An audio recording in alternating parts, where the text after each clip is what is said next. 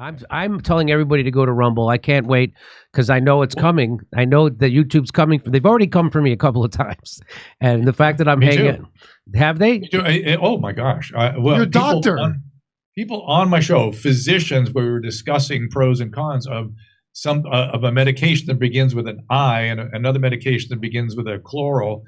We were immediately striked and then put in jail.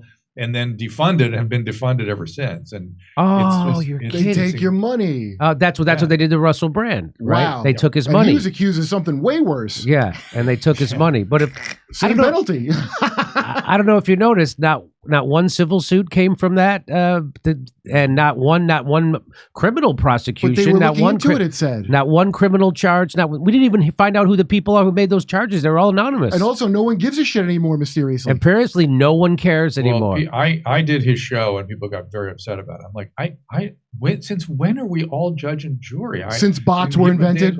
And by the way, I had a bigger problem, which was Russell's a recovering drug addict, sex addict. I'm sure he did some not so good things in his disease. And my job, my 20 years of my career was spent helping these people restore themselves and make amends and find grace and a spiritual life.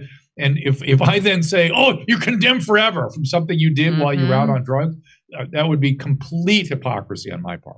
Well, in criminal charges, actual criminal charges here, they just let people out now, but a guy can't even have a corrupt news organization just pull some shit out of their ass. That's like, oh, we got to punish him. So again, what Russell Brand did, he built up a 7 million or 6 or 7 million following on YouTube, and he was debunking the establishment news narrative.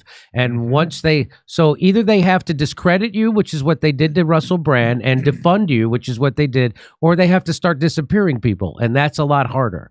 So it worked, and now they've tried to discredit all of Rumble, right? And so now there are even countries in Europe that are threatening to not carry Rumble and things like that because they can't really just balkanize us. So it's up to corporations to balkanize us into different corporate states.